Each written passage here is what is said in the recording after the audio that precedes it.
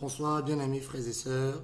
Je suis le frère Jean-Marie de la Côte d'Ivoire et je suis avec un bien-aimé qui va aussi se présenter. Bonsoir frères et sœurs, moi c'est Arnold Yao. Nous sommes enchantés de pouvoir partager avec vous cet après-midi. Voilà. Que le Seigneur soit béni et que tout soit conduit par son esprit. Amen. Donc nous sommes, comme on a pu le dire, en Côte d'Ivoire, des bien-aimés. Et puis on avait vraiment à cœur de partager un message avec vous pour parler un peu en tant que jeune, parler un peu à la jeunesse. Et parce qu'en Côte d'Ivoire, on a eu à vivre beaucoup de choses en tant que jeune. On souhaiterait partager ça aussi avec vous et à la lumière des Écritures. Donc, on invite tout le monde à la prière. On demande au Seigneur de vraiment nous conduire, de nous inspirer, de prendre le contrôle de ce moment-là, qu'il lui-même conduise toutes choses. Notre Père qui est dans les cieux, Père, nous voulons te bénir, Adonai, notre Père. Toi qui es fidèle, toi qui es vivant, toi qui es glorieux. Père, nous soumettons toutes choses à ton esprit. Nous soumettons toutes nos pensées à ton esprit, Seigneur. Illumine le cœur, illumine nos cœurs de par ta parole, Seigneur, de gloire. Et que ton esprit nous donne la force, nous donne l'inspiration nécessaire pour que, Seigneur, ta parole soit annoncée, Seigneur, et touche ces cœurs, ces frères et sœurs, Seigneur, Père de gloire, qui soient disposés pour ta parole, Papa. Béni sois-tu, Père Adonai, que ton nom soit élevé. Merci, Papa. Au nom de Yahushua. Amen. Alors, on aimerait partager, comme on a dit tantôt, pour encourager nos bien-aimés, nos frères et sœurs. Il y a beaucoup, en Côte d'Ivoire, vraiment beaucoup de jeunes sont vraiment visités par l'évangile, sont touchés par la parole. Le Seigneur attire de plus en plus de personnes à l'évangile. On se rend compte que le Seigneur veut vraiment toucher la jeunesse. Mais après avoir été touchés par l'évangile, on se rend compte que il y a, mon frère Arnold, on se rend compte que beaucoup de jeunes ont gardé encore les séquelles du monde, ont gardé encore certaines choses du monde en eux. Et quand ils viennent dans les assemblées, il y a la précipitation. On veut faire les choses de manière précipitée, on veut courir plus vite que le Seigneur. Et malheureusement, on commet des erreurs, on fait des dégâts.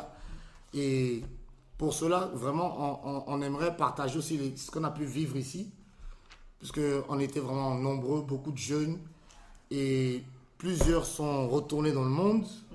D'autres aussi ont fait des clans, d'autres vraiment, c'était vraiment l'hécatombe ici.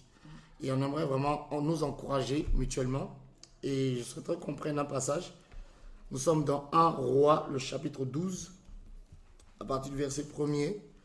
Alors, pour essayer de situer un peu le contexte, ici, il est question de Réhabam ou Roboam, fils de Salomon, qui, après la mort de son père, va prendre le pouvoir, donc va être établi roi d'Israël. Et après la mort de son père, bien évidemment, comme on disait, va être roi. Et celui-là va être confronté à une situation où il est obligé il va être amené à prendre une décision vis-à-vis de la situation qui lui est proposée. Donc je souhaiterais qu'on lise ensemble. Donc 1 Roi, chapitre 12, verset 1. Réhabam se rendit à Sichem parce que tout Israël était venu à Sichem pour l'établir roi. Or, il arriva que quand Yaroboam, fils de Nébat, qui se trouvait encore en Égypte, où il s'était enfui de devant le roi Shlomo, lui apprit, Yaroboam resta en Égypte. Il envoya appeler Yaroboam et il vint avec toute l'assemblée d'Israël. Il parlait à Réhabam en disant, « Ton père a rendu lourd notre joug, mais toi, allège maintenant cette rude servitude de ton père et ce pesant joug qu'il a mis sur nous, et nous te servirons. » Et il leur répondit, « Allez, et dans 3 jours revenez vers moi. » Et le peuple s'en alla. Verset 6. Le roi Réhabam consulta les vieillards qui se tenaient en présence de Shlomo, son père, pendant sa vie, et il leur dit, « Quelle parole conseillerez-vous de répondre à ce peuple ?» Verset 7. Et il lui répondit en disant, si aujourd'hui tu deviens le serviteur de ce peuple, si tu les sais, lui répond, et dis de bonnes paroles, ils seront tes serviteurs pour toujours. Mais Réhabam laissa le conseil que les vieillards lui avaient donné et consulta les enfants qui avaient grandi avec lui et qui se tenaient en sa présence. Il leur dit, que me conseillez-vous? Quelle parole allons-nous retourner à ce peuple qui m'a parlé en disant, allège le joug que ton père a mis sur nous? Verset 10. Alors les enfants qui avaient grandi avec lui lui dirent, tu parleras ainsi à ce peuple qui est venu pour te dire, ton père a mis sur nous un pesant joug, mais toi, allège-le nous. Tu leur parleras ainsi, mon petit doigt est plus gros que le rein de mon père. Or, mon père a mis sur vous un pesant joug, mais moi, je rendrai votre joug encore plus pesant. Mon père vous a châtié avec des fouets, mais moi, je vous châtierai avec des scorpions. Or, 3 jours après, Yaroboam, avec tout le peuple, vint vers Réhabam, selon que le roi leur avait dit. Retournez vers moi dans 3 jours. Le verset 13. Mais le roi répondit durement au peuple, laissant le conseil que les anciens lui avaient donné. Et il leur parla selon le conseil des enfants, en leur disant, mon père a mis sur vous un pesant joug, mais moi, je rendrai votre joug plus pesant encore. Mon père vous a châtié avec des fouets, mais moi, je vous châtierai avec des scorpions. Le roi donc n'écouta pas le peuple. Cela fut en effet conduit par Yahweh, en vue d'accomplir la parole qu'il avait prononcée par Achia de Shilo à Yaroboam, fils de Nébat. Amen. Amen. Alors ici, on se rend compte que après la mort de Salomon, de Shelomo, roi d'Israël, donc qui était le fils de David, qui avait hérité le trône de son père, et on se rend compte que Réhabam aussi va hériter du trône de son père Salomon. Et voici une situation qui lui est proposée. Donc le peuple va lui dire, regarde notre situation, il y a un pesant joug sur nous, et nous venons à ta rencontre, toi en tant que le roi, pour que tu puisses vraiment nous décharger de notre joug qui est pesant. Et le roi Réhabam ou Roboam, qui lui, au lieu d'écouter le conseil des anciens, donc les anciens, eux, ont conseillé son père Salomon, ont conseillé son père Salomon pendant les jours de sa royauté, lui ont donné des conseils et la Bible nous dit que le temps du roi de Salomon, le royaume d'Israël était en repos. Il y avait le repos, il y avait la paix. Donc, sans doute que ces vieillards, ces anciens, donnaient de bons conseils. Donc, et on se rend compte que Roboam ne va pas écouter le conseil des anciens, mais va plutôt écouter le conseil des enfants, comme le verset, comme la parole le dit, les enfants qui ont grandi avec lui. Donc, tu vois mon frère. Donc, les enfants qui ont grandi avec lui. Et c'est terrible, c'est ce qui se passe aujourd'hui. Vous savez, la parole dit qu'il n'y a rien de nouveau sous le soleil. Il n'y a rien de nouveau sous le soleil. Au lieu d'écouter le conseil des anciens, qui étaient des conseils qui étaient vraiment inspirés par le Seigneur, il va écouter le conseil des enfants. Et ce qui va envoyer sa chute. Et on va se rendre compte que c'est là, à partir de là, qu'il va y avoir un schisme. Donc le royaume d'Israël va être divisé en deux. Avec Juda, d'une part, qui avait pour capitale Jérusalem, et le royaume d'Israël qui avait pour capitale la Samarie.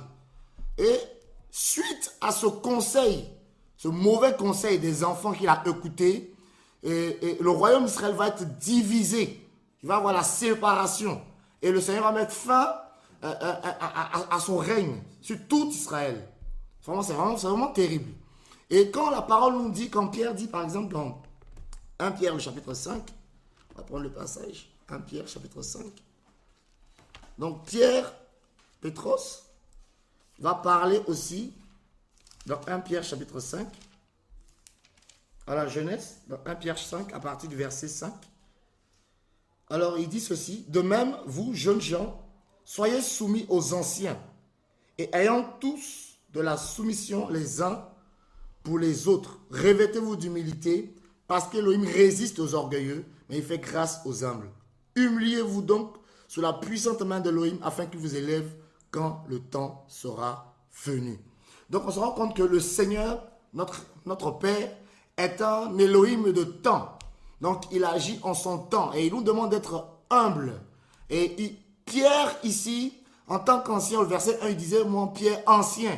Donc il se présente en tant qu'un ancien qui donne un conseil, qui donne des conseils aux jeunes, pour se demander d'être soumis aux anciens. On se rend compte que se soumettre est vraiment difficile pour les jeunes. Et très souvent, nous sortons du monde avec vraiment des séquelles, avec des dégâts, on a été rebelles aux parents, rebelles aux adultes, et on vient avec dans le Seigneur. Et quand on vient avec, on ne laisse pas le Seigneur nous travailler, on ne laisse pas le Seigneur travailler nos cœurs de sorte qu'on soit vraiment dépouillé de ces comportements mondains et comme Jacques veut le dire, du résidu de méchanceté, qui est le dégât que le péché a pu causer dans l'âme de l'homme. Donc, le Seigneur n'a pas pris totalement le temps d'ôter ces choses-là, ou, comme on peut dire, on ne s'est pas laissé, comme Paul peut dire, il dit, laissez-vous renouveler. Donc, on n'a pas laissé l'esprit nous renouveler. Et quand on vient, malheureusement, et ce qui est un piège, on a la connaissance des Écritures, on a une grâce qui peut se manifester, on peut peut-être prophétiser, on peut peut-être faire tomber les gens, on peut, je ne sais pas, chasser les démons, et on se croit arrivé. Et on croit qu'à cause d'une grâce ou à cause d'une connaissance qu'on a pu avoir, peut-être on s'est converti il y a 2 ans, il y a 3 ans, parce qu'on manifeste des grâces, parce qu'on peut chanter ou on peut jouer un instrument, on croit que tout est accompli pour nous et qu'on est arrivé. Et malheureusement, on n'écoute plus le conseil des anciens. Comme Roboam a pu le faire. Yarobam a pu le faire. Il n'a pas écouté le conseil des anciens qui lui ont donné un conseil qui venait du Seigneur. Qui était inspiré d'Elohim. Mais il va plutôt écouter des enfants comme lui, qui ont grandi avec lui. Et on se rend compte que dans les assemblées, il y a des clubs de jeunes. Des groupes de jeunes qui n'écoutent pas des anciens. Qui préfèrent s'écouter, se congratuler les uns les autres. Ah, toi, tu as plus d'onction que tel. Regarde quand tel ancien prêche, il n'y a pas le feu. Mais quand toi, jeune, tu viens d'arriver, tu prêches, il y a le feu. Donc, ça montre que, puisque c'est toi qui as le feu, apparemment, le Seigneur t'a établi, prophète, apôtre, évangéliste, je ne sais pas. Ça devient maintenant la course au titre. La course aux onctions, la course au qui va démontrer la connaissance. Qui va démontrer l'onction? Qui va démontrer le concours de chant? Et voici les dégâts que cela peut causer dans les assemblées. Des groupes de jeunes qui n'écoutent plus personne et qui croient qu'ils sont arrivés. Donc Pierre va donner le conseil pour dire, vous jeunes, soyez soumis aux anciens. Pas des anciens qui eux-mêmes ne sont pas soumis à la parole. Mais des anciens eux-mêmes qui sont soumis à la parole, des anciens eux-mêmes qui sont soumis au Seigneur. Alléluia. Des anciens qui sont des modèles. Parce que l'ancien, comme Paul veut dire dans 1 Timothée chapitre 3, Paul va donner les critères pour être un ancien. La Bible dit qu'il doit être irréprochable, irrépréhensible, tenant lui-même sa maison dans la soumission. Donc, on se rend compte que dans les assemblées, il y a des anciens qui sont soumis à la parole et ils sont censés, en tant que des surveillants, veiller au bon déroulement des choses. Et la jeunesse vient avec la fougue, avec le zèle, je dirais un zèle amer, parce que ce zèle-là envoie le désordre. Et Jacques dit, cette sagesse-là ne vient pas du ciel, c'est la sagesse d'en bas, elle est démoniaque. Et là où il y a cette sagesse-là, il y a de la rivalité, il y a le désordre. Il y a la rivalité, il y a la concurrence, il y a la compétition. Alors qu'à la base, cela ne vient pas du Seigneur. Chacun veut démontrer qu'il est quelqu'un. Chacun veut démontrer qu'il est quelque chose. Mais la finalité, c'est quoi? On finit toujours comme Robam a fini. Loin de la volonté du Seigneur. Et qu'est-ce qui s'est passé? À force d'écouter la jeunesse, au lieu d'écouter les vieillards, qu'est-ce qui s'est passé? La Bible dit qu'il y a eu un schisme, la division. Voilà, ça mène toujours la division. C'est toujours comme ça. Et quand les jeunes n'écoutent pas le conseil des anciens, qu'est-ce que ça envoie? Ça envoie la division. Il y a un groupe là-bas, il y a un groupe de tel. Ah non, nous on est le groupe de tel. Nous on a le groupe de ceci, nous on est le groupe de cela. Mais il faut écouter les anciens. Ce n'est pas anodin si le Seigneur a permis qu'il y ait des aînés dans la foi, ce n'est pas anodin. Ces personnes-là ont de l'expérience, ont vécu des choses. Et ils sont bien placés pour donner des conseils. Des conseils, bien évidemment, qui viennent de la parole. Bien évidemment, qui ne sont pas contraires à la parole du Seigneur. Et quand c'est comme ça, qu'est-ce qu'on dit? Ah, on veut m'éteindre. On me combat. On veut bloquer mon onction. Je veux envoyer le réveil. Mais on ne veut pas que j'envoie le réveil. Et frère, mon frère Arnold, vraiment, on en a vu plein. On en a vu plein. On en a vu plein comme ça. Et aujourd'hui, quand par exemple on parle par exemple de ce groupe-là qui est en train de faire des dégâts dans les nations, le CFC, qui est en train de faire des dégâts, mais c'était au milieu de nous. Et qu'est-ce qui s'est passé? C'était la congratulation mutuelle, les félicitations mutuelles entre les jeunes. Ah non, je vois que vraiment, ah non, toi, vraiment, tu as reçu l'onction, vraiment, c'est toi que le Seigneur a choisi sur la nation. Le Seigneur t'a établi vraiment sur la nation, vraiment, il y a les guérisons, les délivrances, tout ça, le Seigneur est là. Mais le Seigneur a dit dans Matthieu 7, 21, c'est pas tous ceux qui me disent Seigneur, Seigneur qui vont entrer dans le royaume. Il était clair. Il dit, plusieurs me diront, n'avons-nous pas fait des miracles en ton nom?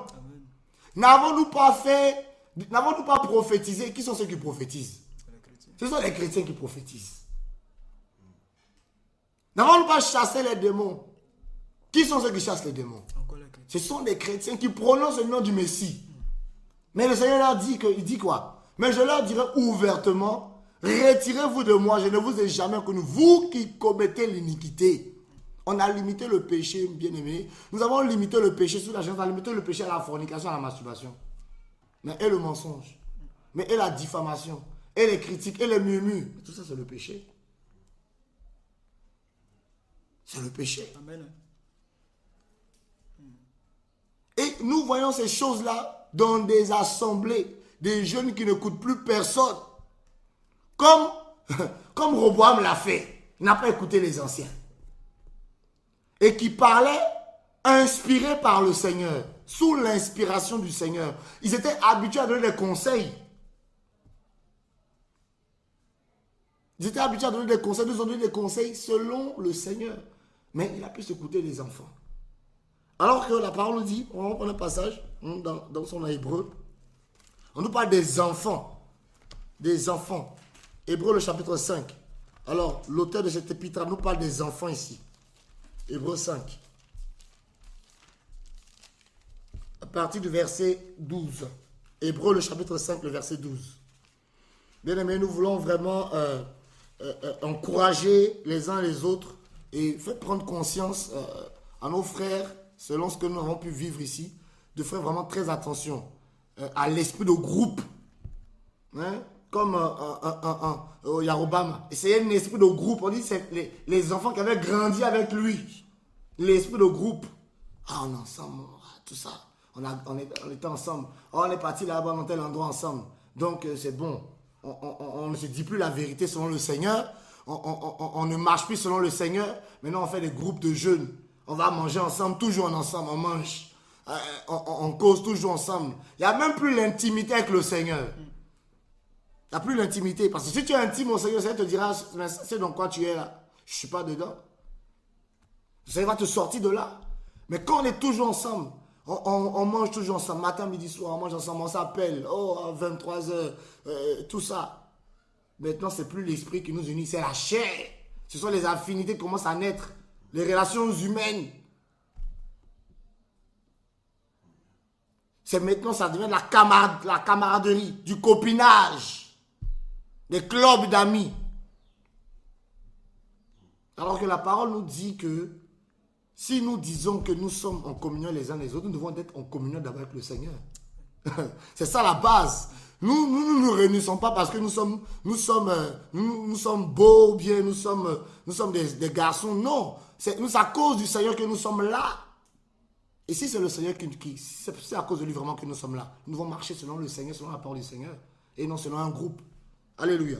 Alors il dit quoi dans Hébreux chapitre 5 verset 12? En effet, vous qui devrez être des docteurs, vu le temps, vous avez encore besoin qu'on vous enseigne les premiers rudiments des oracles d'Élohim. Et vous êtes devenus tels que vous avez encore besoin de lait et non de nourriture solide. Or, quiconque use de lait ne sait pas ce que c'est que la parole de la justice parce qu'il est encore un enfant. Mais la nourriture solide est pour les hommes parfaits, pour ceux qui, par l'habitude, ont leur sens exercé à discerner le bien et le mal. Alléluia. La parole du Seigneur est vraiment vraie. On nous parle des enfants, les népios, les ignorants. Donc, Roboam a préféré écouter les ignorants au lieu d'écouter des personnes qui étaient parfaites, des personnes matures, mûres. Ici, le mot parfait, bien aimé, la Bible dit quoi? Le mot parfait signifie quoi?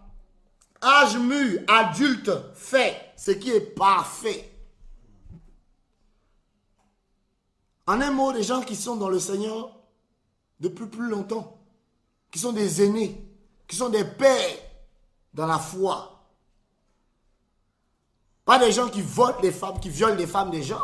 Pas des gens qui prennent l'argent des gens. On voit le témoignage. Paulo pouvait dire à Timothée, il dit, toi tu as suivi ma doctrine, ma conduite.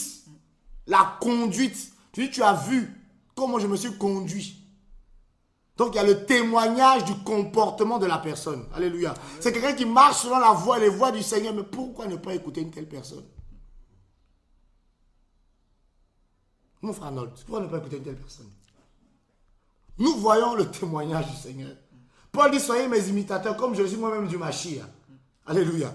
Donc, c'est quand on voyait Paul, on voyait Paulos, on voyait le Messie. Donc, il y a des personnes, quand on les voit, on voit le Messie. Donc, alors que les jeunes qui manquent de repères, qui sont eux-mêmes déjà envoûtés par la séduction de la chair, par les dons spirituels, par la connaissance biblique, par la connaissance des versets, qui ont déjà le crâne bien rempli de versets, ne veulent plus écouter. Et Roboam a préféré écouter les enfants, au lieu d'écouter des hommes qui étaient adultes, mûrs, qui étaient aptes à leur donner des conseils. Il a préféré écouter les gens qui sont encore au lait, qui n'ont aucun discernement. La Bible dit quoi? Le verset 14 dit, mais la nourriture solide est pour les hommes parfaits, pour ceux qui, par l'habitude, c'est important. C'est-à-dire qu'ils ont l'habitude de ces choses. Et ils savent toujours comment ça finit. Ça finit toujours mal. Ça finit toujours mal. Ont leur sens exercé à discerner le bien du mal. Donc ils voient que ça, c'est pas bon. Ils voient que ça, c'est pas bien. Mais quand on veut reprendre, et surtout, la jeunesse n'aime pas la réprimande. Parce que quand on reprend, beaucoup se disent que c'est parce qu'on ne m'aime pas. C'est parce que là, il n'y a pas l'amour. Parce que là où il y a l'amour pour eux, là où il y a l'amour, on ne doit pas reprendre. On doit caresser, mettre la pommade spirituelle, caresser dans le sens du poil. Voilà, là c'est bon. Voilà pourquoi il y a la rébellion, voilà pourquoi il y a la révolte. Parce qu'on n'aime pas la réprimande. Alors, normalement, dans le Seigneur, nous devons nous reprendre les uns les autres. C'est biblique. Quand quelqu'un se me conduit, mais il faut le reprendre selon les Écritures, et la parole en parle. Il faut le reprendre. Mais la jeunesse ne veut pas la réprimande. On aime les belles paroles, là, vraiment. Tu as une onction terrible. Vraiment, quand tu prêches, je sens des choses. Qu'est-ce qu'on sent? On sent quoi? Rien. On ne sent rien d'ailleurs. Ah non, tu m'as donné une telle prophétie, tout ça, machin. Ah, tu sais, tu peux répéter la prophétie, vraiment. Quand tu prophétises, ah, vraiment. Pour glorifier la chair. Mais le Seigneur n'est pas dans ces choses. Le Seigneur est dans... Pierre disait quoi? Dans l'humilité. L'humilité, la simplicité. Et nous voulons encourager nos bien-aimés à chercher plus, à être intimes au Seigneur et l'humilité. Le Seigneur résiste aux orgueilleux, mais il fait grâce aux humbles. Frère, jeunesse, soumettons-nous aux anciens qui sont eux-mêmes soumis au Seigneur. Pas les anciens qui viennent, oh non, vraiment, vous avez vu quand vous avez parlé contre... Quand Myriam a parlé contre Moshe, le Seigneur l'a frappé de la lèpre. Si vous parlez contre moi, vous frappez de la lèpre. Qui vont influencer les gens, qui vont chercher à dominer les gens. Non, mais des personnes qui sont soumises au Seigneur, soumises à la parole du Seigneur, qui ont le témoignage du Mashiach. Alléluia. Amen. Et c'est ce que le Seigneur cherche. C'est ce que le Seigneur veut. Parce que la jeunesse, c'est quoi? C'est la vigueur. C'est, oui, nous allons aller là-bas. Oui, mais écoute. Alors, Proverbe, il y a un passage dans Proverbe par rapport à la réprimande. Dans Proverbe chapitre, excusez-moi, Proverbe chapitre 29, le verset 1er. Proverbe 29, verset 1er.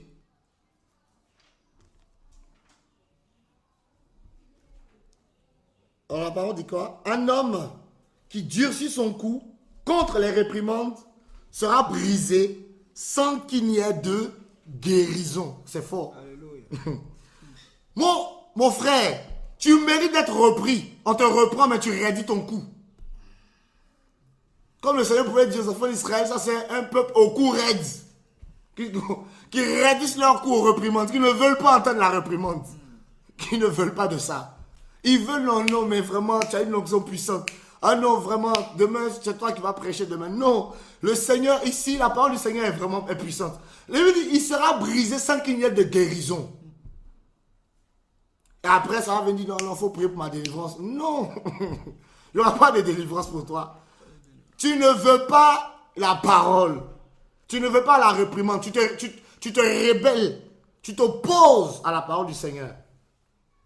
Le Seigneur est un Elohim d'ordre. La parole le dit. Et le Seigneur, s'il a mis des personnes qui sont plus matures dans la foi, mais c'est pour voir des choses. Il voit des choses avant que ça ne se produise. Et on va aller à gauche, on va parler là-bas. On va aller à droite, on va parler là-bas. On va aller ici et là, appeler tout le monde, toute la terre, pour alerter les gens. On va semer la semence du serpent, avec des paroles envoûtées, avec des paroles, déjà, quelqu'un qui a un cœur blessé, l'amertume est dans son cœur. Donc, il ne peut que servir de l'amertume aux gens qui l'écoutent. Parce que la parole, là, c'est de l'eau. Et si son cœur est comme une fontaine, la parole dit quoi? Que le cœur de l'homme, il dit, garde ton cœur, puisque toutes choses, car de lui proviennent les sources de la vie. Et si ton cœur a une autre semence que la parole de vie, s'il y a de l'amertume dans ton cœur, tu vas transmettre ça aux autres. Et c'est pas ce qui s'est produit parmi nous. Qu'est-ce qui s'est passé? Beaucoup sont entrés dans le monde. Beaucoup sont partis dans la rébellion. Refusant d'écouter les anciens. Alléluia. Des gens qui leur ont prêché l'évangile. Qu'ils ont même baptisé. Enseigné ce qu'ils connaissent aujourd'hui. Mais ils se sont rébellés contre eux. Alors que ces anciens n'étaient pas dans un péché. Mon frère. Ils n'étaient pas dans le péché. Quand on va dire, mais vous, pourquoi tu n'es pas d'accord? Non, mais bon, non, c'est-à-dire, bon, c'est qu'est-ce qu'on me bloque, c'est tout. On me touffe. Là, je sens une onction, je sens un appel prophétique là, je sens. On va le prophétiser dehors. Vraiment, ça, c'est le son de la trompette. Tu vas aller où? Cherche à aller au ciel. Le Seigneur nous dit, tu n'as pas appelé pour aller prophétiser. La Bible, nous sommes appelés aux noces. C'est ça l'appel. Tu es appelé à aller au ciel. Tu n'es pas appelé à te démontrer là-bas. Frères et sœurs, nous en tant que jeunes, nous devons faire très attention. Avec qui nous marchons. Parce que la jeunesse aime le groupe, aime le mouvement. Ah, tout le monde va à droite, donc j'y vais. Donc, comme tous les jeunes vont à gauche, donc j'y vais. Non. Suis le mouvement de l'esprit. Celui qui est né de l'esprit est comme du vent. On ne sait ni où il va, ni d'où il vient. Suis le mouvement de l'esprit. Si le Seigneur te dit à gauche, tu vas à gauche. Mais le Seigneur ne va jamais te pousser à te rébeller ou à même manquer du respect à quelqu'un. Ce n'est pas biblique. Il n'y a pas un passage qui dit, si quelqu'un s'est mal conduit avec toi, tu peux mal lui parler. De toute façon, tu es jeune ou bien tu as l'onction, je ne sais pas quoi. Il n'y a pas un verset comme ça. Tu as déjà vu un verset comme ça? Non, il n'y en a pas. Donc, c'est vraiment cet encouragement-là que je voulais apporter à nos bien-aimés frères et sœurs dans les nations pour nous inciter à la veille. Le salut n'est pas quelque chose qu'on a reçu en groupe. C'est individuel. C'est personnel. C'est entre moi et le Seigneur. Donc si j'ai accepté le Seigneur, j'ai accepté son salut, j'ai accepté sa grâce, je dois marcher selon le Seigneur.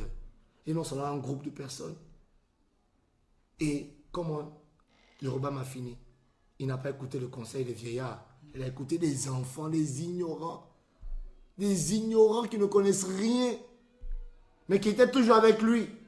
Il dit non, nous sommes ensemble, donc c'est bon. Comme on est ensemble, c'est bon, donc ils peuvent me parler.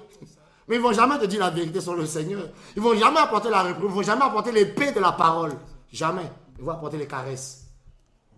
Voilà, ça, ils vont te gonfler au contraire. Amen. Donc frère, si tu voulais rebondir par rapport à cela, tu peux... Effectivement, que le nom du Seigneur soit béni. Amen. C'est quand même déplorable de constater cela. De constater qu'au milieu de l'église, on peut constater ces genres de comportements, on peut constater ces genres d'œuvres. Ces œuvres-là qui ne sont pas de l'esprit. Parce que l'œuvre de l'esprit ne vient pas pour diviser, ne vient pas pour venir créer des clans, de venir créer des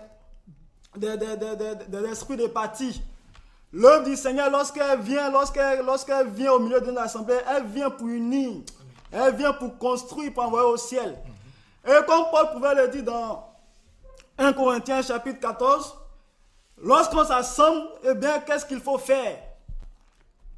La Bible est claire, la Bible nous dit, eh bien, si quelqu'un a un chant, si quelqu'un a une parole, quelqu'un a un encouragement, eh bien, que tout se fasse pour l'édification du corps. Non, ça veut dire que lorsqu'on se rassemble, c'est pour s'édifier mutuellement. C'est pour s'aider mutuellement à pouvoir, eh bien, monter au ciel, à pouvoir s'attacher encore plus avec le Seigneur. Ce n'est pas un moment où, lorsque le Seigneur permet, ou lorsque nous avons la grâce de pouvoir nous rassembler, de venir nous asseoir, nous raconter des potins, de venir toujours nous asseoir, et bien bon, celui-là a fait ceci, celui-là a fait tel, et que tu vois tel, et que tu vois celle-là, et que tu vois celle-ci. Non, la Bible nous dit qu'on vient pour nous encourager mutuellement à aller au ciel. Ce n'est pas un couple d'amis.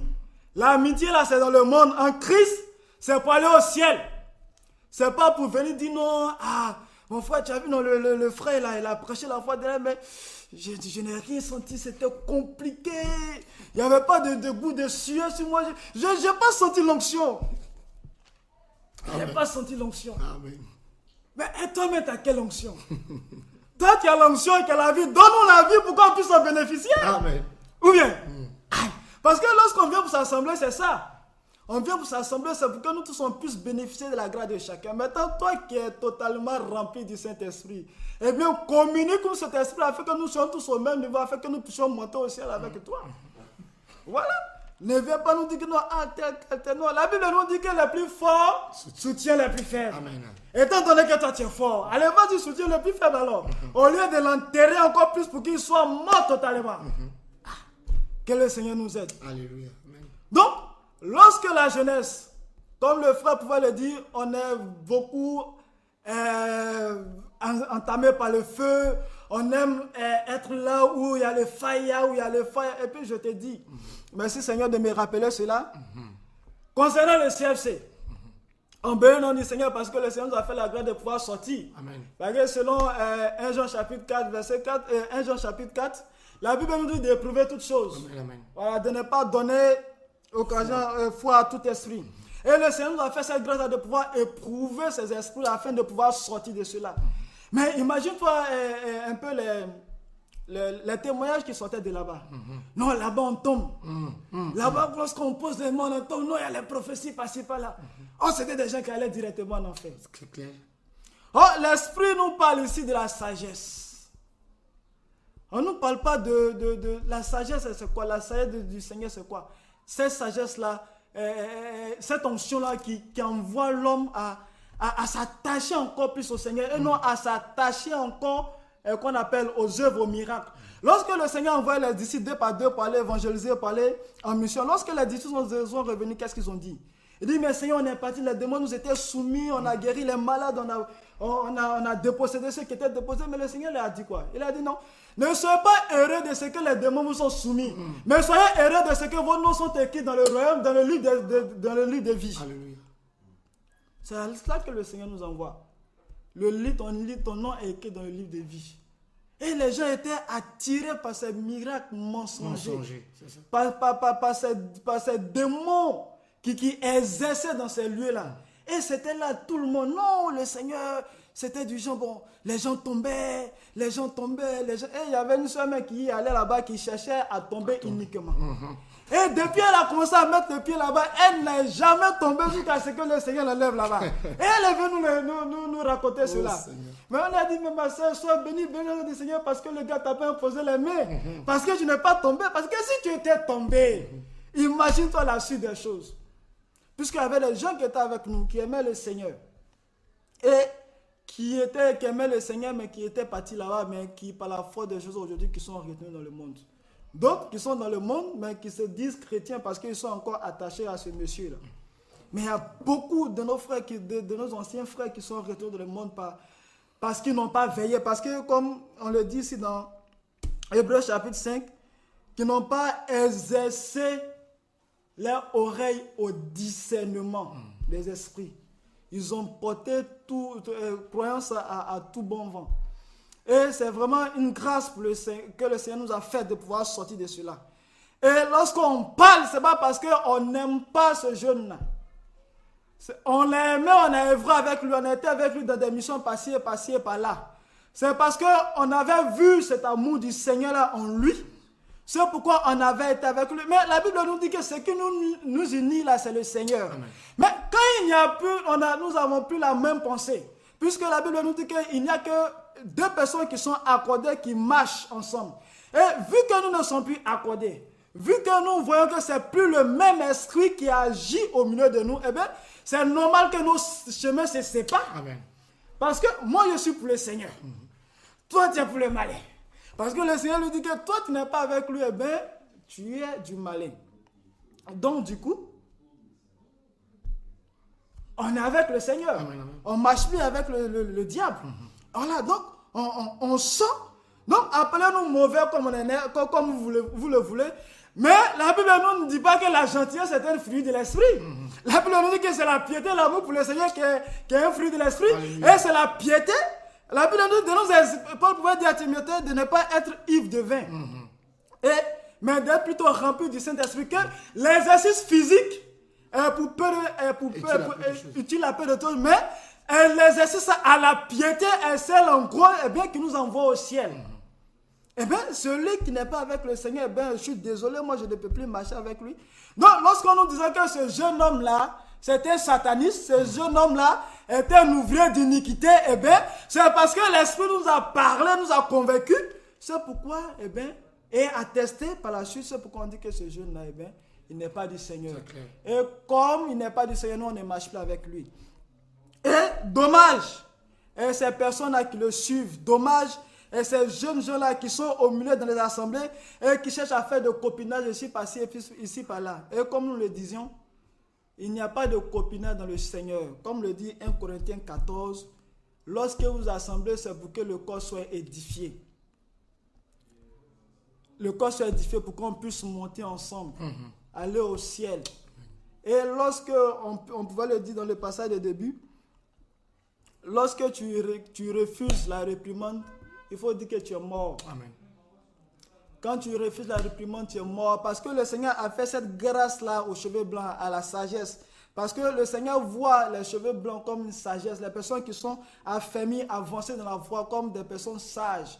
Et lorsque ces personnes sont remplies du Saint-Esprit, et que lorsque tu es un jeune homme, bien que tu aimes le Seigneur et tout ça, que tu es dans l'assemblée, que tu dérapes, et que ces personnes-là viennent vers toi pour venir te répondre, ne pense pas que ces personnes ne t'aiment pas. Eh bien, c'est l'amour du Seigneur qu'ils ont qui fait qu'ils viennent vers toi pour venir te parler, pour venir te réprimander, pour venir te reprendre afin que tu puisses réformer tes voies. Et cette personne qui refuse la réprimande, eh bien, elle est vouée à aller en enfer, elle est vouée à se perdre. C'est clair, la parole est claire. Parce que quelqu'un qui a beaucoup de défauts, quelqu'un comme le Seigneur pouvait dire, il pouvait dire aux pharisiens, il dit, mais l'extérieur de la coupe là, vous la rendez propre, mais l'intérieur de la coupe, elle est sale. Mais ce n'est pas l'extérieur de la coupe que les gens ont besoin. Les gens ont besoin de l'intérieur de la coupe, parce que la Bible nous dit que c'est ce qui provient de l'intérieur, c'est de l'abondance de la bouche Et de l'abandon du cœur que la bouche parle. Alléluia. Donc, c'est ce qui est rempli en toi là, c'est ce que tu communiques. S'il y a la vie en toi, tu communiques la vie. S'il y a la mort en toi, tu communiques la mort. Nous n'avons pas besoin de l'extérieur joli. Nous avons besoin de l'intérieur parce qu'il y a quelque chose que le Seigneur a placé au-dedans qui veut que tu fasses bénéficier de cela à son peuple. Maintenant, si ton intérieur est pourri, si ton intérieur est sale et que c'est rempli d'amertume, c'est rempli de rapines et de ronces, mais c'est la mort que tu vas distribuer. Maintenant, nous, on ne veut pas de cette mort-là. Parce que lorsque nous assemblons, c'est pour aller au ciel. Comme Jean pouvait dire, il faut que je diminue et que l'Éternel croisse. Et Paul pouvait répondre ce même passage dans Galates chapitre 2, verset 20. Il dit, si je suis mort en Christ, c'est plus moi qui vis, c'est le Mashiach qui vit en moi. C'est-à-dire, nous n'avons plus de vie. C'est-à-dire, dès lors que nous faisons profession d'appartenir au Seigneur, lorsque nous faisons profession de suivre l'Éternel, de suivre Yoshua Mashiach, nous ne nous appartenons plus à nous-mêmes. Il n'y a que Yoshua qui vit en nous. Maintenant, nous ne pouvons pas être vivants. La chair ne peut pas être bien saignante. Et puis, on va se dire non, on va œuvrer pour le Seigneur. Non, ça ne passe pas. La preuve en est, lorsque tu fais des erreurs et qu'on te reprend, on voit où est-ce que ça mène. Comme Jéroboam. Tu refuses ces conseils, tu préfères aller t'assembler avec l'assemblée des mécontents. Parce que comme là, vous avez la même vision, et cette vision, c'est quoi? Cette vision démoniaque, tordue, pour détruire l'œuvre du Seigneur. Parce que l'assemblée des mécontents, on dit le thème mécontent. C'est-à-dire des personnes qui ne sont jamais contents, qui ont toujours quelque chose à cœur, qui ont toujours des réprimandes à faire, qui ont toujours des reproches à faire, qui ne sont pas fondés, qui sont toujours dans les grès, dans l'amertume. Non. Mais tout ça, ce sont des œuvres sataniques. Ça ne peut pas te faire avancer toi-même. Ça ne peut pas faire avancer ce que tu écoutes. Au contraire, tu pollues, tu ne cesses de polluer. Et comme nous sommes dans un temps de la fin, où, comme le dit 2 Timothée, ça je vais le lire parce que depuis là je donne les versets sans le lire. 2 Timothée chapitre 3, je pense bien, 2, 4.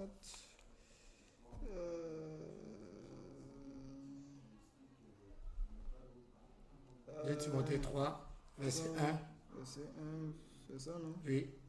Mais sache aussi ceci, que dans les derniers jours, il surviendra les temps difficiles, car les gens seront amoureux d'eux-mêmes, aimant l'argent, fanfarons, orgueilleux, blasphémateurs, rebelles à leurs parents, ingrats, sans religion, sans affection naturelle, sans fidélité, calomniateurs, sans autocontrôle, cruels, opposés à la bonté et aux hommes bons, traîtres, téméraires, enflés d'orgueil, amis des voluptés plutôt qu'amis d'Élohim, ayant l'apparence de la piété, mais en ayant renié la force. Tu peux t'arrêter là. Merci. Maintenant, au 2 Timothée chapitre 4, je vais lire à partir du verset 3. La Bible nous dit, car il viendra un temps où les hommes ne supporteront pas la saine doctrine, mais aimant qu'on leur chatouille les oreilles par des discours agréables. Ils chercheront des docteurs qui répondent à leurs désirs. Ils détourneront leurs oreilles de la vérité et se tourneront vers les fables. Au verset 5, mais toi, veille en toutes choses, souffre les afflictions, fais l'œuvre d'un évangéliste, rends ton service pleinement approuvé. Car pour moi, je m'en vais maintenant servir de libation et le temps de mon départ est proche. Amen. Amen. 2 Timothée chapitre 4, verset 4 nous dit quoi? Il dit, il y a des personnes qui aimeront entendre ces personnes-là. Ces personnes qui ne sont jamais contentes. Ces personnes qui ont toujours quelque chose à dire qui n'est jamais fondé. Ces personnes qui ont toujours des roses et des rapines dans leur cœur parce qu'elles ont pour but de pouvoir polluer. De pouvoir détourner des personnes pour pouvoir faire des clans. Créer même les assemblées. Qu'ils vont donner même les noms. Parce que ici, nous appelons les assemblées des mécontents. Ça, c'est un nom qu'on leur a attribué à eux. Mais eux-mêmes ont les noms à eux-mêmes. Et il y a des personnes qui sont là, des terres propices Comme nous dit la parabole des 4 erreurs de Matthieu 13. Il y a des terres qui sont propices à ça. Des terres qui sont favorables à ça. Des terres qui sont prêts, des cœurs qui sont prêts pour pouvoir accepter ces paroles-là. Accepter ces personnes qui viendront toujours leur dire, voici ce qu'on m'a fait. On m'empêche d'avancer. Il y a des personnes qui veulent bloquer mon ministère. Ils veulent bloquer l'évangile. Ils veulent bloquer mon onction. Le Seigneur veut que les réveils arrivent à moi. Maintenant, ils veulent bloquer cela.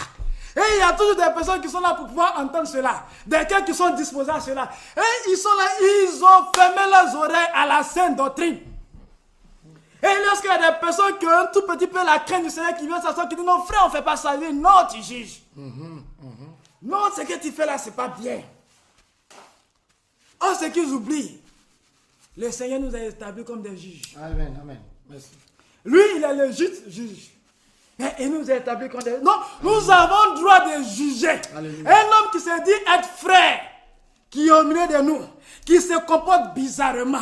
Nous avons l'autorité, le bâton de pouvoir apporter le jugement. Parce que le Seigneur nous a donné cela. Et il y a des personnes qui sont là, ils sont assis, ils ont le cœur pour ça. Mon frère, ma soeur, si tu n'es pas encore allé loin, il est encore possible de toi de revenir à la sainte doctrine. Et il faut fermer des oreilles. Chercher à écouter plus le Seigneur plus qu'à écouter la voix des hommes. Le Seigneur pouvait dire, malheur à celui qui met sa confiance en un homme. Ce n'est pas nous qui le disons, c'est la parole qui le dit. Donc jeunesse, nous aussi nous sommes jeunes aussi comme vous. Le Seigneur nous demande, lorsqu'on lit le livre de Psaume chapitre 1, le Seigneur nous demande d'être à ses pieds. Il dit, celui qui entend ses paroles, qui entend ses commandements, tu les gardes.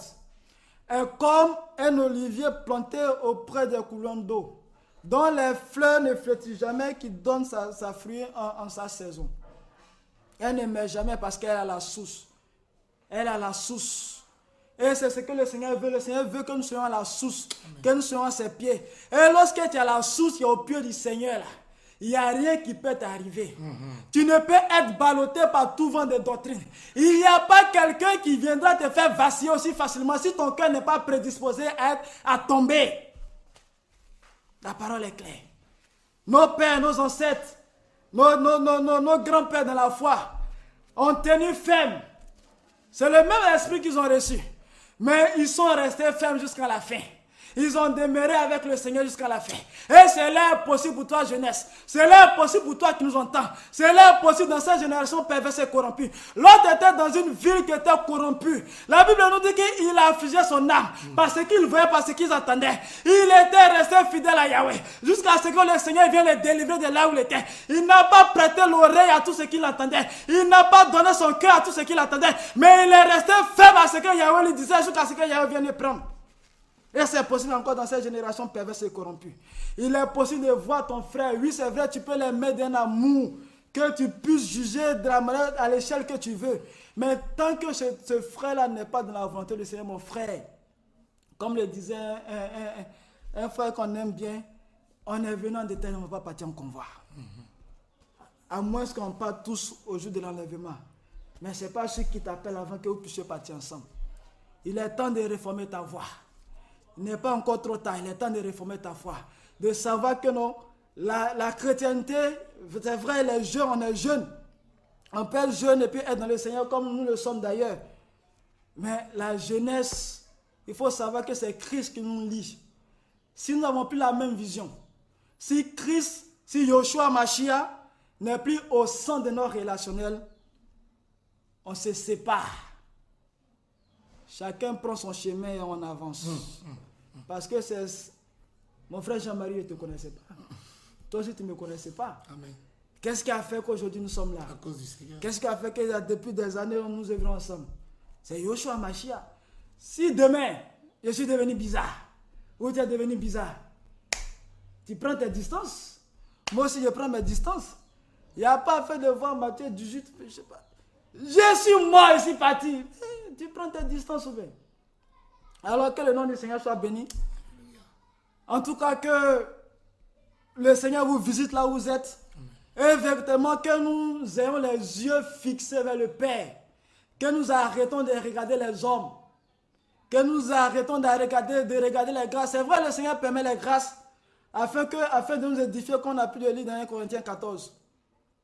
Mais ce ne sont pas les hommes qui sont Elohim. Ce ne sont pas les hommes qui sont morts à la croix pour nous. Ce ne sont pas une amitié, une affinité qui est morte à la croix ou bien qui est mort à la croix pour nous. C'est Yoshua Mashiach qui est mort à la croix pour nous. Et c'est le seul qui nous sauve. C'est le seul qui a la capacité de nous sauver. Que nous ayons les regards fixés sur lui. Et que, voilà, il me conduit toutes choses par son amour. Donc, c'est ce que je... En tout cas, mon frère, je bénis le Seigneur pour ce volet que tu as pu soulever. Parce que on est vraiment à la fin de toute chose. Et le Seigneur est en train de revenir avec force et puissance. Et c'est pour ça qu'il y a toute cette vague de confusion, cette vague qui vient secouer les assemblées, parce qu'on ne peut séduire que celui qui est dans la vérité. Les nations sont déjà dans l'égarement. Les nations sont déjà égarées. Et 99% des églises sont déjà dans les ténèbres. Donc c'est là où il y a les fils d'Élohim, c'est là que Satan veut venir établir son trône. Et il passe malheureusement par des personnes qui sont bien disposées à cela, qui ont le cœur vraiment bien disposé, qui veulent se faire voir, qui veulent être acclamés, adulés, qui veulent, d'après eux-mêmes, percer. Je ne sais pas percer pour aller où, mais malheureusement, Satan passe par eux pour vraiment casser l'œuvre du Seigneur et décourager les bien-aimés pour empêcher d'autres de servir le Seigneur correctement. Et nous voulons dire, selon la parole du Seigneur, le Seigneur a dit, le scandale viendra, mais malheur à qui?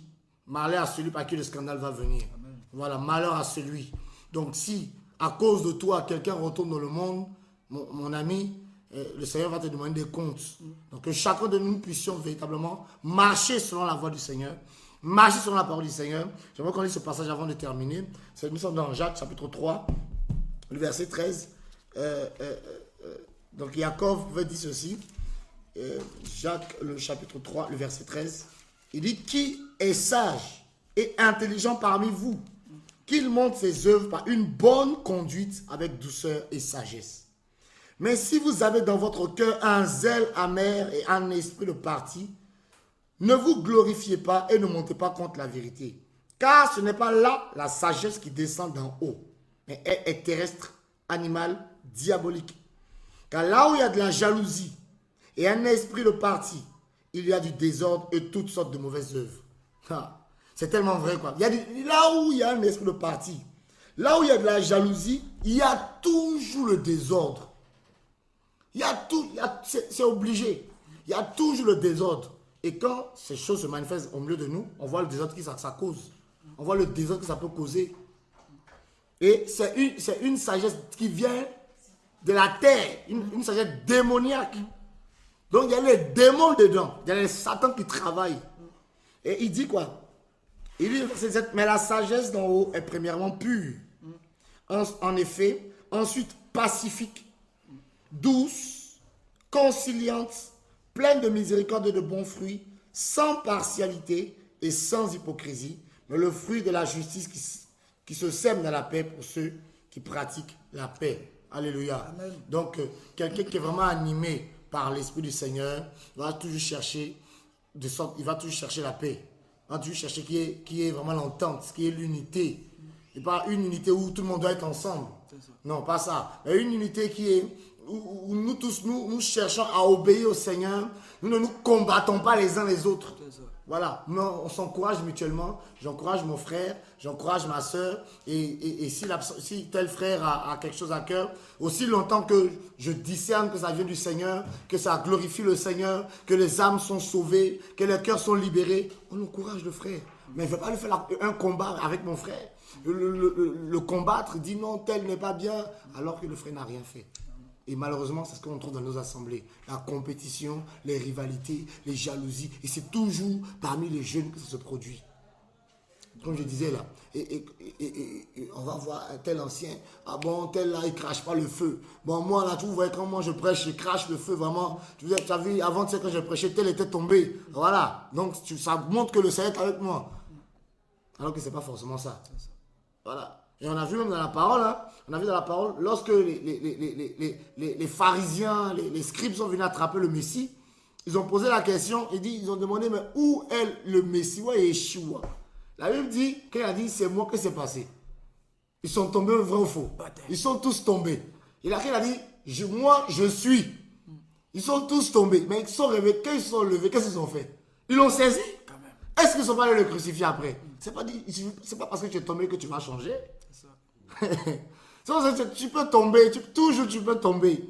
Tu peux tomber de minuit à midi du lendemain. Mais est-ce que ça veut dire que tu as changé? Ce que le Seigneur veut, ce n'est pas qu'on tombe d'abord. Tu peux ne pas tomber. Mais il faut que la parole entre en toi. Que tu crois à cette parole. Que tu aies un esprit de repentance. Que tu décides de produire les fruits du... C'est ça que le Seigneur veut. C'est pas tomber et relever, c'est pas ça. C'est pas ça l'onction. Forcément, quand on est tombé, alors vraiment, on est tombé. Est-ce que ta vie a changé? Le Seigneur veut des hommes et des femmes qui marchent dans l'évangile. Et nous voulons vraiment encourager nos bien-aimés à vraiment revenir à la parole, à discerner toutes choses. À discerner toutes choses et à surtout écouter les conseils des anciens, des conseils inspirés qui viennent du Seigneur. Afin de ne pas être séduits, afin de ne pas être égarés, comme beaucoup ont pu l'être malheureusement, parce qu'ils n'ont pas prêté oreille, ils n'ont pas écouté d'abord le Seigneur, et ils n'ont pas écouté les hommes par qui le Seigneur passait pour leur parler, ils n'ont pas écouté. Et aujourd'hui, on voit les dégâts, hein. Tu vois comment d'autres sont dans le péché, d'autres sont dans la fornication, on apprend des saletés, on apprend des saletés. Un endroit où on dit, il y a soi-disant l'onction, où on tombe, où on nous prophétise. Mais on apprend que parmi vous qui êtes censés avoir l'esprit plus, on apprend qu'il y a des gens qui sont dans l'homosexualité, il y a des gens qui sont dans la fornication, il y a des gens qui sont dans ceci, dans cela. Ça, ce n'est pas l'esprit du Seigneur. L'onction est sainte. Elle envoie la sainteté. Elle envoie la crainte du Seigneur. Donc, bien aimés frères et sœurs, nous voulons, c'est ce partage qu'on avait vraiment à cœur de partager avec vous, pour que vraiment nous puissions nous préparer au retour du Seigneur et nous puissions vraiment regarder vers le Seigneur et faire attention à son salut, à ne pas le perdre, à ne pas perdre le salut parce qu'on peut le perdre. Donc que le Seigneur nous bénisse, que le Seigneur soit glorifié, que le Seigneur soit magnifié. Et séparez-vous de tout frère qui veut vous amener dans l'égarement, qui veut vous amener dans le mal, qui veut vous amener dans la rébellion, dans la révolte. Non, séparez-vous. Pas de sentimentalisme. Marchez selon la parole du Seigneur. Tous ceux qui refusent de marcher selon la parole du Seigneur, séparez-vous d'eux. Même si ça fait 15 ans que vous connaissez. Ne faites pas comme Roboam, Yarobam, qui a écouté les gens avec qui il avait grandi, qui lui donnait un conseil des ténèbres. Ce conseil a envoyé le mal sur sa vie et sur son pays. Séparez-vous de toutes ces personnes-là et écoutez la parole du Seigneur, écoutez le Seigneur et lui seul sait ce qui est bon pour chacun de nous. Que le Seigneur soit béni, gloire au Seigneur et nous voulons dire, frères et sœurs, le Seigneur est plus loin, vraiment que chacun lave sa robe et nous prions que nous puissions nous revoir dans le royaume de notre Papa. Donc, au revoir à tout le monde, au nom de Yeshua Mashiach. Amen. Amen.